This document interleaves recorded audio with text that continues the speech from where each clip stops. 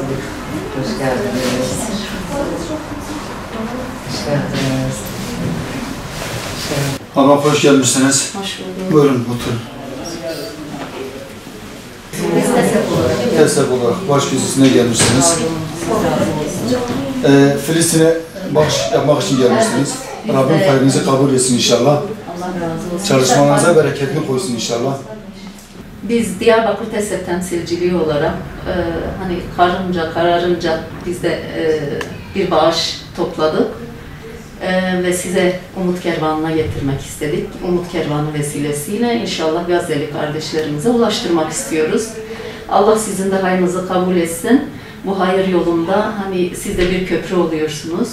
Abi topladığımız bağışları sizlere teslim ediyorum. Rabbim hayrınızı kabul etsin inşallah.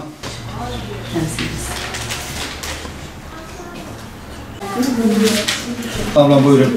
Rabbim hayrınızı kabul etsin. Gazze'deki Müslümanlar adına biz size teşekkür ediyoruz. Malumunuz ve Gazze'de yaklaşık bir yıldan fazla orada bir zulüm var, açlık var, susuzluk var.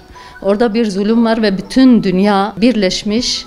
İşte o Gazze'li mücahitlere, bir avuç Gazze'li mücahitlere karşı bir soykırım uyguluyorlar. Bu bir savaş değildir, bu resmen bir soykırımdır.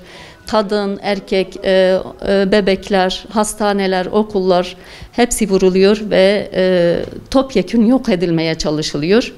Biz de yani hani elimizden geldiği kadar yani safımızı belli etmek için TESEP olarak bazı etkinlikler, kahvaltı programı, kermeslerde topladığımız bağışları Umut Kervanı'na getirdik. Onların aracılığıyla da Gazze'li kardeşlerimize ulaştırmak istiyoruz. Allah-u Teala onların da hayrını kabul etsin. Bütün mücahitlere, bütün Müslüman kardeşlerimizin de yar ve yardımcısı olsun.